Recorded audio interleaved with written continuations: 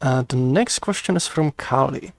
Are there plans to add more permissions for users? For example, currently I'm nervous to use Protoflex, no to change user's avatar, since many people would get frustrated with it and you need to opt out via special code instead of opt-in. Yes, there's a number of things with like permissions.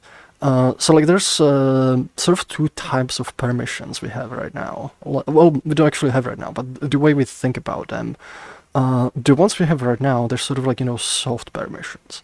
They're kind of like, more high level. If you really want to, you can kind of bypass them, but they're sort of like, requests, like, please, like, don't do this, don't do that. Some of those are harder, so like they're going to be like verified, especially stuff that has to do with like changing people's roles, kicking or banning them out of the server. Those are like verified more on the data model level. There's a system we want to introduce in the future called hard permissions, and it's actually going to encompass a bunch of different things. There's multiple aspects to it. One is it's gonna, essentially specify who can mutate which parts of the data model. So if you, for example, have the world, you can set it, so like majority of the world, nobody can change. And it doesn't matter, how you do it. Even if you write like, modified client to try to change those things, the host is going to reject those changes because it's going to be like, you don't have right permissions to this part of the data model. And there's going to be like, a basis for a number of different kind of like permissions and, restricting like who can modify what. There's some things, that aren't necessarily reflected in data model. For example, being able to apply forces to users. Like you have like, like a gun and you shoot them and it kind of bonks them away.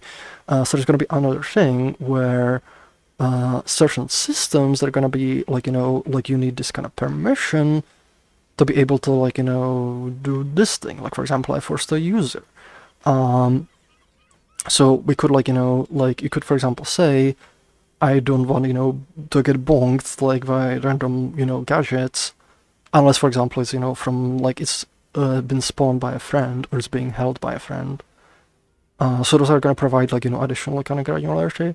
Another part of the hard permissions is also going to be throttling systems. So, like, for example, limiting how much you can actually bring into the data model, both in terms of, components, slots, but also in assets. So, for example, you're going to have a limit on how much geometry you can bring in. So if you try to spawn something that is, like, 10 million triangles, it's not going to load it.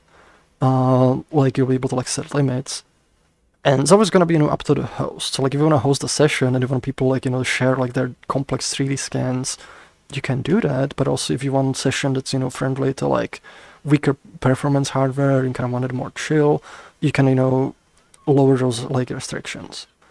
So there's kind of like combined systems that are going to provide. Oh, one more thing is also going to help is type filtering. So you can, for example, forbid certain types of components being introduced into the world, like completely.